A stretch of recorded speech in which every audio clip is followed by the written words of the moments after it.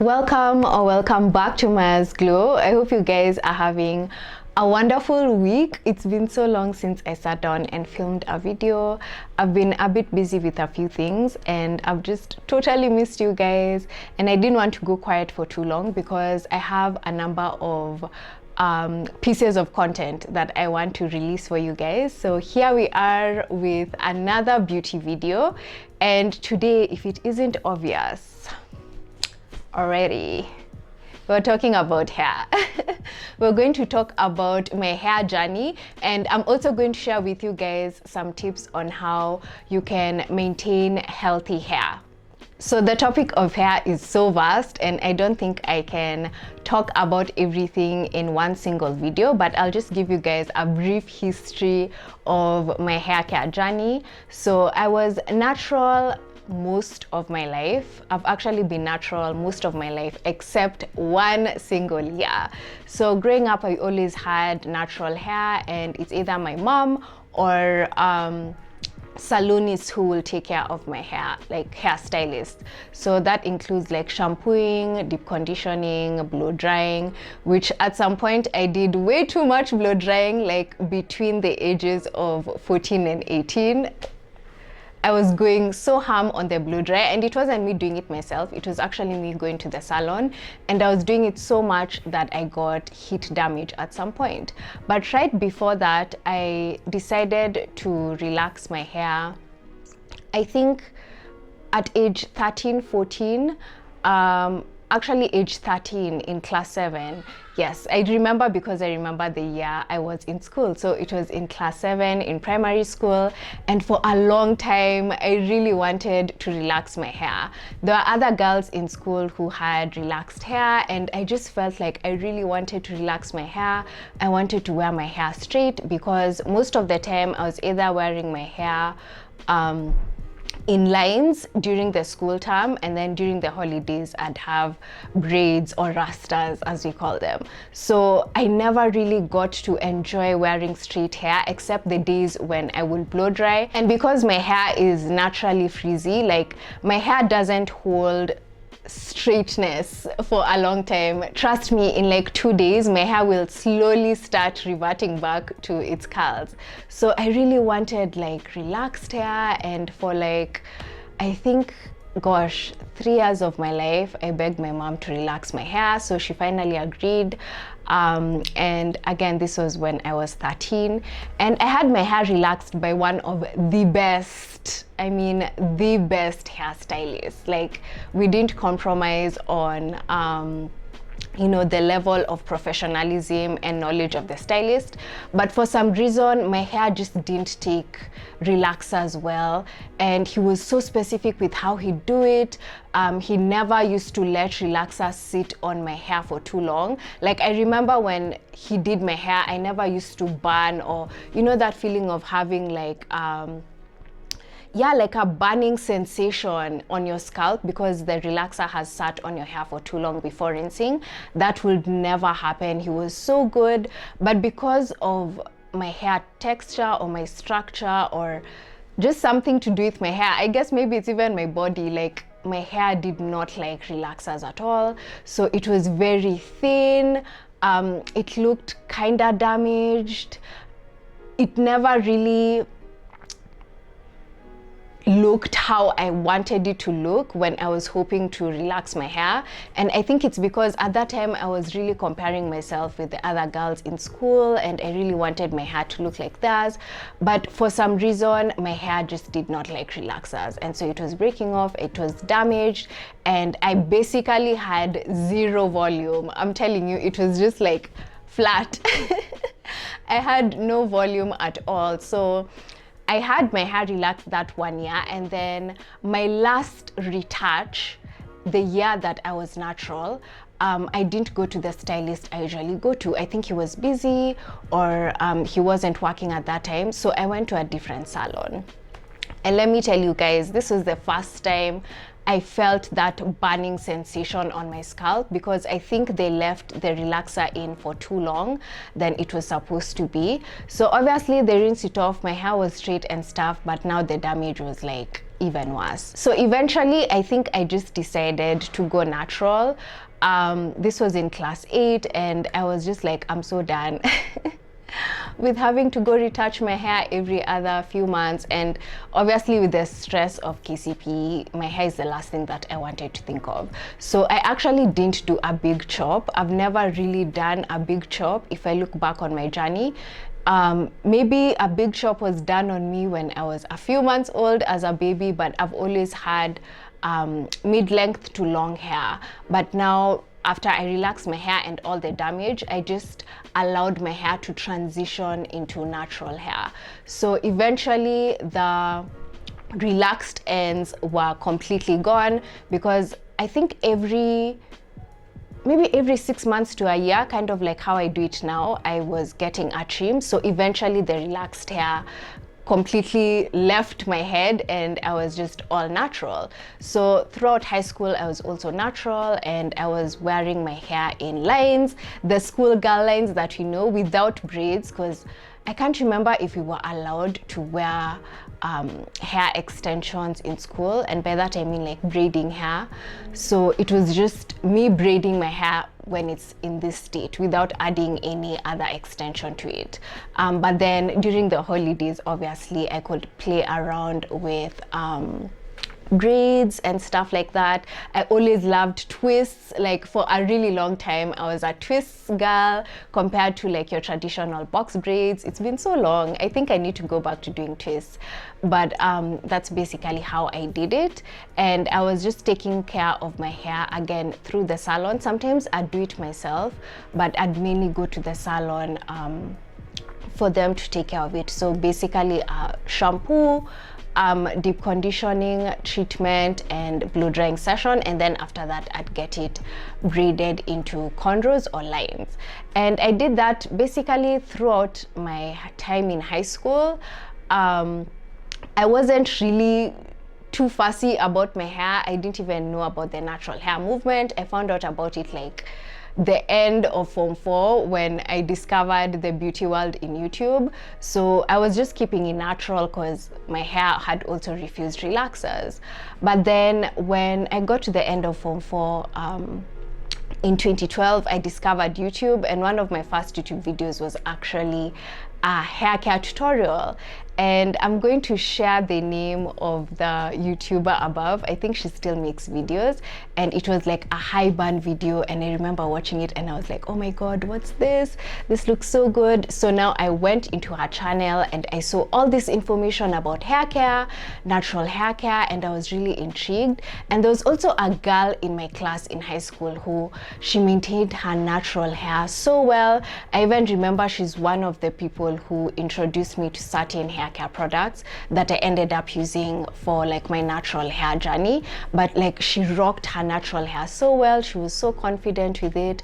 And since I still wasn't fully confident with my hair being in its naturally curly state, it was so nice to just see someone embracing their curls, and it made me feel really confident, and it just made me want to continue with like my natural hair journey. So now we're in 2013, I'm in my first year in uni. I have information on natural hair care. I'd been reading up on it from blogs. There was this blog called Curly Nikki that I liked reading, and all these YouTube videos and all these naturalistas who are putting out content out there, and I was just consuming it and just drinking all this juicy information. And I started like trying out twist outs.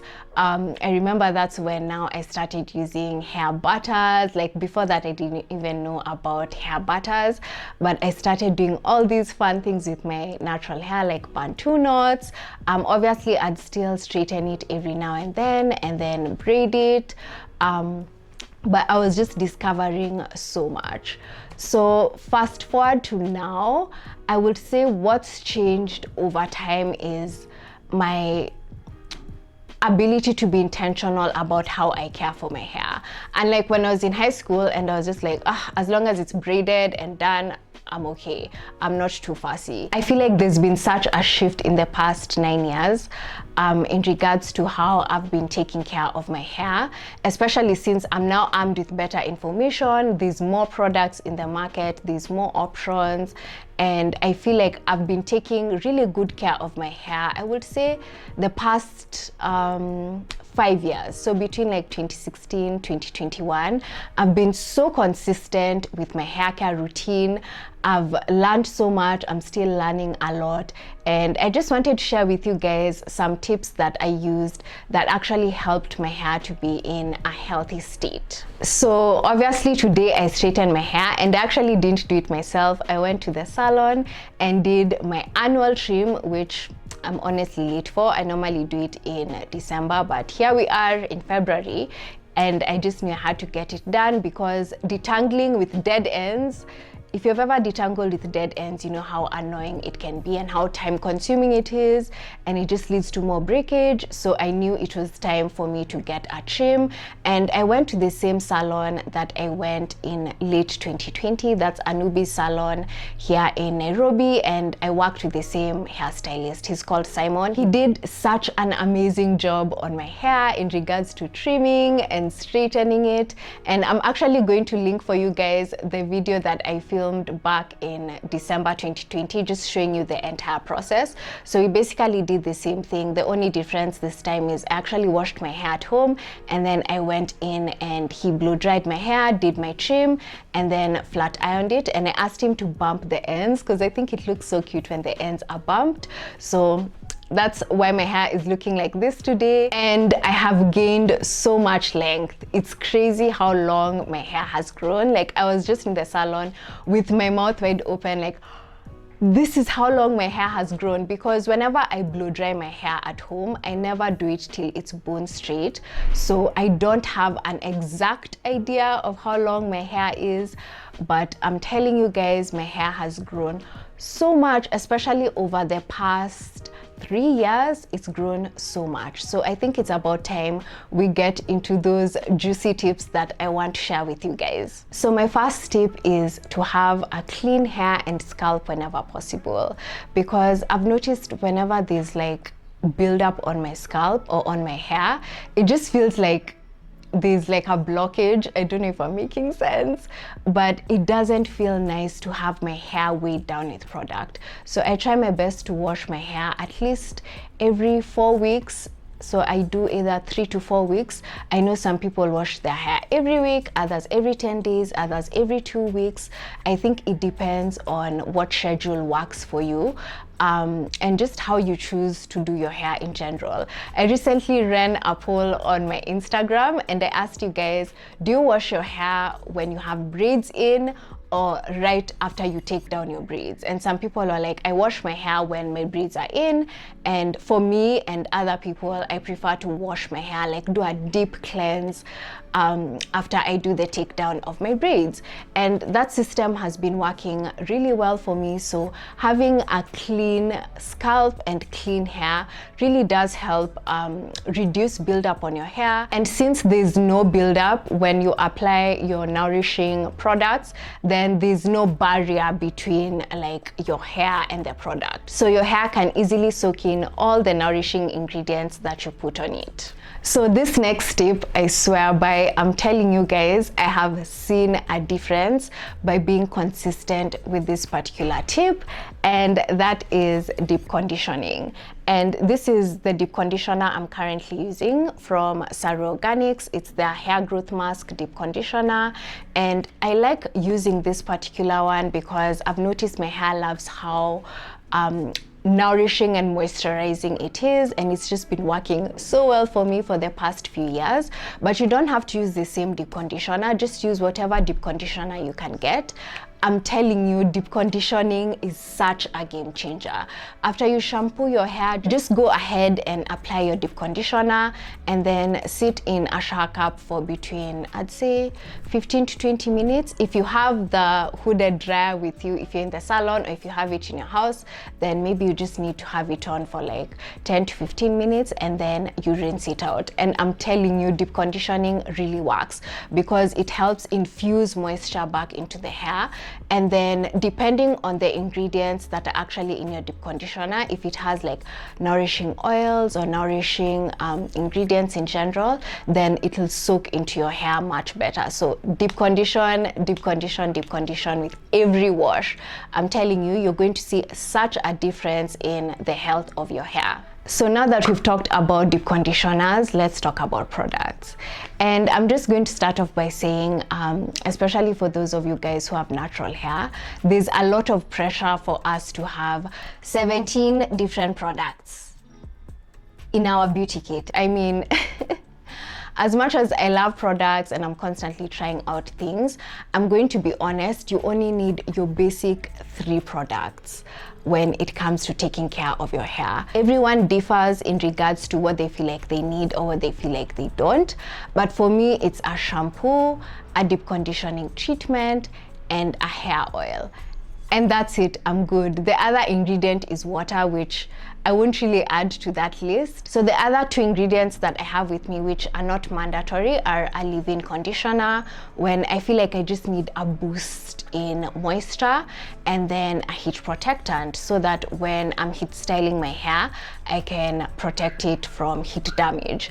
But you just need those 3 products and you're good to go. So in regards to having like a protective style installed, you just want to go in with a moisturizing product like water or a water-based moisturizer on your scalp and hair, and then seal it in with the oil, because I know it's so easy to get confused and think that oil is moisturizing your hair, but oil is more of a sealant. You need to go in with a hydrating ingredient like water, aloe vera gel, or even water or moisture-based moisturizer for your hair, and then now go in and seal it with an oil.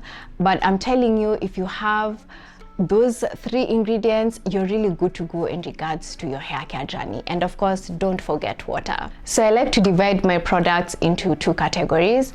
The moisturizing products, like I said, basic water, a water-based moisturizer, or like a leave-in conditioner also falls into that category. And then I have my nourishing ingredients. Usually I put my oils and my hair butters in that category because they're a bit thicker and most of the time they are used as a sealant. So you want to go in with your moisturizing ingredients and then layer them in with now your nourishing products like oils. But also you can have a leave-in conditioner or a hair moisturizer that does both. It's both moisturizing and nourishing depending on the ingredients that are actually in the product. So the next thing I want to talk about is care when styling, and this applies for both heat styling and when you're doing protective hairstyles.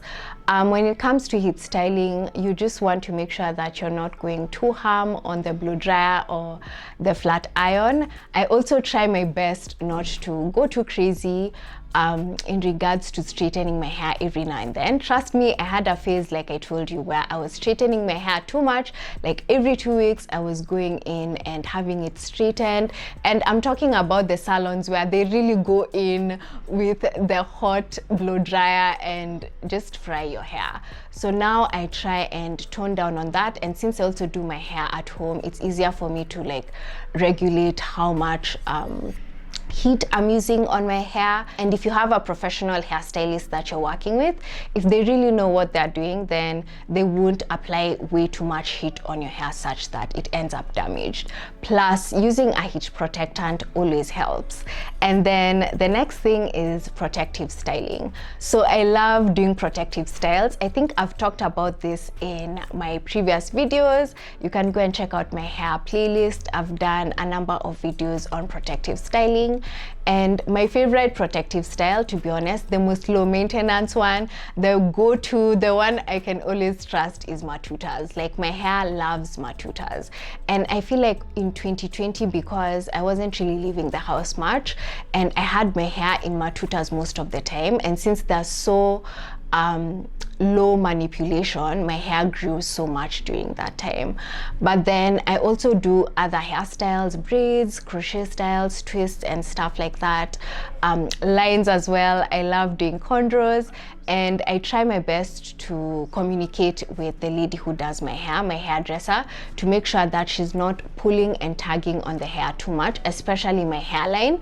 So I naturally have a weak hairline. My edges are not perfect, mostly as a result of genetics, but there have also been moments where I've had a certain hairdresser be way too excited about pulling in my edges when they're braiding, and so there's been some damage. But so far so good. I've been taking good care of them, and if you don't have perfect edges, it's okay. Just try your best to make sure that you're taking care of your hairline as best as you can. And finally, the last tip is patience. Be patient with your hair care journey. It's taken me 9 years to get here, so it's going to take you a while. There is no magic pill or potion that you can buy to help your hair grow 20 inches overnight. It's just not realistic.